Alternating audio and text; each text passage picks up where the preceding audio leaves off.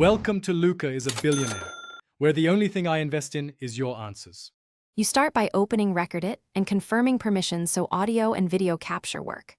Once done, pick Screen, Facecam, or the Combine mode and select Resolution and Frame Rate. Higher FPS gives smoother motion but bigger files. Make sure to close background apps and enable Do Not Disturb to prevent pop-ups.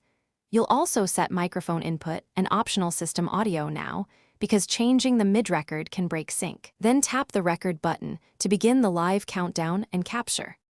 You now fine-tune quality and input levels so your result looks and sounds professional. First, balance bitrate and resolution. 1080p at 30 FPS is usually enough. Increase FPS for fast motion.